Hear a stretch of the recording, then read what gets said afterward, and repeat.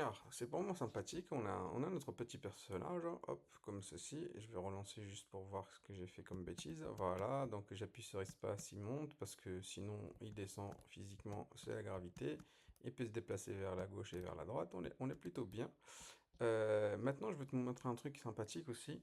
Un truc sympathique qui peut être utile pour toi. Je viens ici, hop. Là, j'ai mon player. J'ai des ailes, j'ai une animation. Enfin, j'ai plein de trucs, plein de composants avec plein de comportements spécifiques.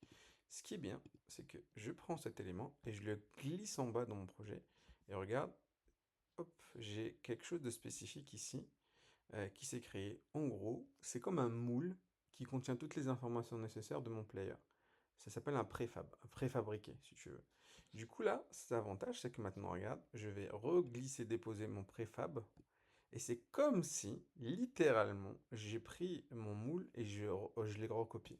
Donc là, j'ai littéralement, hop, ici, deux players qui répondent à la même exigence, au même script, à la même physique, à la même logique. Donc du coup, si j'y mets lecture, tu verras un truc qui est super bien, qui est vraiment utile, c'est que quand j'appuie sur espace, les deux enfin, les deux littéralement répondent à la même manière, et quand je me déplace, les deux répondent de la même manière. Et ce qui est avantageux, hop, c'est que maintenant, je vais prendre mon player 1, je vais le renommer, je vais l'appeler bad.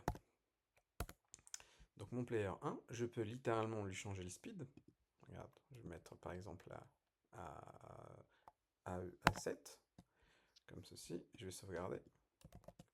Et du coup, j'ai pas altéré le player, j'ai altéré que lui. Donc quand je mets lecture, tu vas voir, il y aura une différence au niveau quand je vais appuyer sur espace. Il y en a un qui monte plus que l'autre, tout simplement. Pourquoi? Parce qu'ils n'ont plus le même script, ils n'ont plus les mêmes variables. Donc là, et on peut aller plus loin. Hop, je dézoome un petit peu. Qu'est-ce qu'il me fait? Qu'est-ce que je fais? Hop, je fais ça, je dézoome un petit peu. Parce que là, je lui ai changé le speed, mais en fait, ce que je peux lui changer, bah, c'est l'apparence. Donc là, je prends ici l'apparence, je peux directement la changer ici, et je vais lui mettre bah, l'autre personnage qui est là. Hop. Et du coup, là, on a deux personnages différents qui ont techniquement la même fondation. Là, quand je mets lecture, donc là, j'aurai un deuxième personnage différent.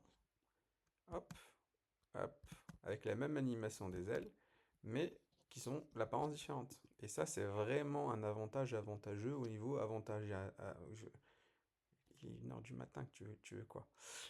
Donc du coup, ce qui est bien, c'est que je peux changer aussi le script. Là, je suis plus obligé de mettre ce script-là. Tu sais quoi, je vais prendre ce script-là, hop. Je peux changer l'animation, je peux changer ce que je veux en fait. Et du coup, pour ce script-là, hop, je vais simplement dire, bah non, moi je veux pas ce script-là, je vais le retirer. Hop, là, remove composant. Voilà, et je vais rajouter un nouveau script. Je vais l'appeler new script. Je vais l'appeler voilà, bad. Hop, comme ceci. Hop, je reviens ici. Normalement, on va avoir bad qui est affiché là. Ce que je vais faire, ben, je vais tout simplement demander à l'IA.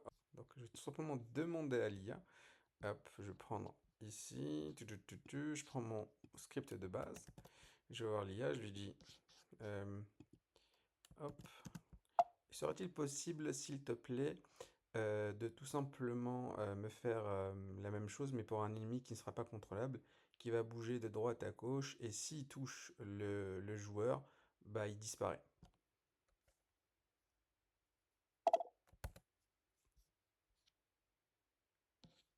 Donc l'IA va faire son travail, grosso modo. Hop,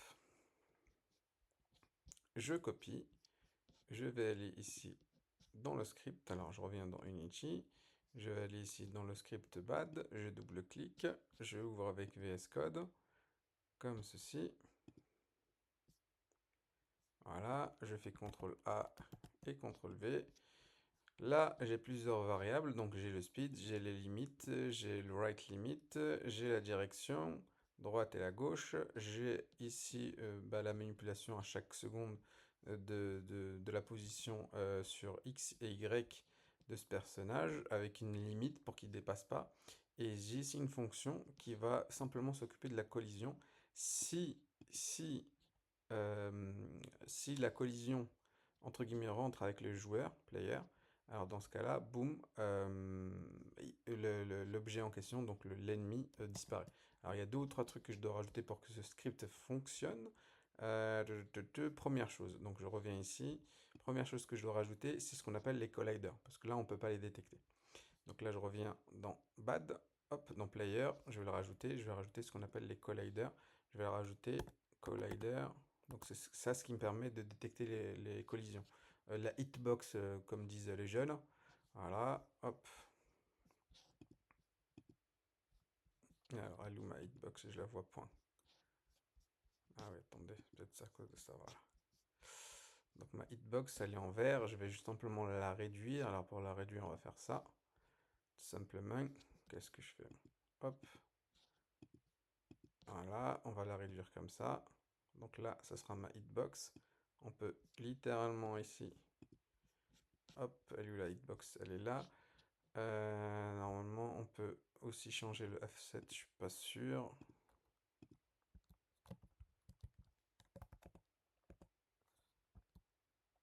Voilà, on va essayer de faire quelque chose. Voilà, on est bien. Donc là, elle est bien à l'intérieur de mon personnage. Et je vais faire la même chose pour ce personnage-là. Je vais faire ce qu'on appelle... Voilà, et je vais juste la réduire, tout simplement. Ici, je vais réduire le radius à 70. Non, on va le faire à 80. Voilà, elle est juste assez ce qu'il faut pour faire la collision. Donc moi, j'ai les deux hitbox, enfin les colliders.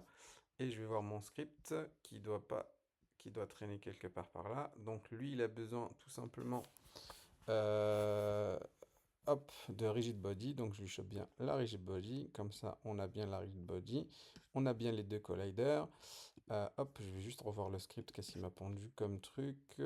Compare tag, non. Bon, ce qu'on va faire le tag. Hop.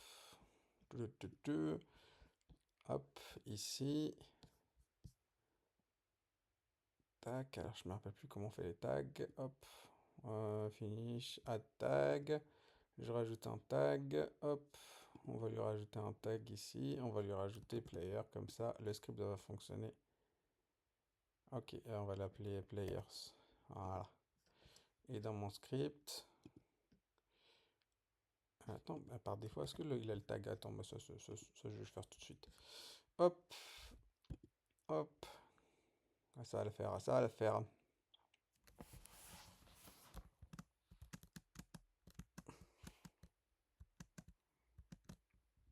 Ah oui, mais attends. Bah, il faut pas qu'il soit, il faut pas qu'il subisse la gravité, sinon c'est pas top. Hop, on ne subit pas la gravité, ce monsieur. On n'oublie pas de sauvegarder.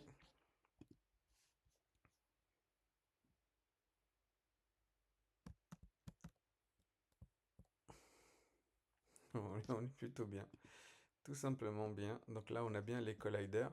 Et donc du coup, on a bien un ennemi. Hop, voilà, il bouge et hop, il a une zone limite. Donc dans le script, on les limite à la zone. Hop, et hop. Et maintenant, je peux littéralement, hop, lui faire subir la gravité. On lui tombe dessus. Voilà, hop, hop, hop. Voilà, allez, au revoir, monsieur. Et ce qui est bien, c'est que j'ai pas programmé la rotation, mais ça fait partie de la physique du Game Engine hein, de Unity. Et là, on voit bien que, hop, mon personnage il tourne. Bien sûr, il y a moyen de programmer, le faire tourner à droite, à gauche. Bref, vous avez compris le principal. Pourquoi je te vois, tu as compris le principal. Donc du coup, je résume, et ça c'est plus important. Tu as tes éléments. Chaque élément peut être constitué de composants. Les composants, c'est des scripts. Les composants, c'est de l'animation. Les composants, c'est de la physique. C'est les colliders, c'est tout ce que tu veux. Du coup, tu peux, une fois que tu es content de ce que tu as fait par rapport à un personnage, en créer ce qu'on appelle un préfab. Et comme ça, tu peux le réutiliser pour d'autres personnages. Bref, avec ça, tu as de quoi faire n'importe quel jeu, parce que tout le reste, c'est que de la programmation. Donc là, on n'a pas fait, mais tu peux programmer la vie, tu peux programmer, bah là, on peut détecter le collider, dès que tu le touches, bah, la vie de ce personnage se réduit, ainsi de suite. Tout ça, c'est que de la logique de jeu après. Donc voilà, j'espère que ce tuto t'a plu.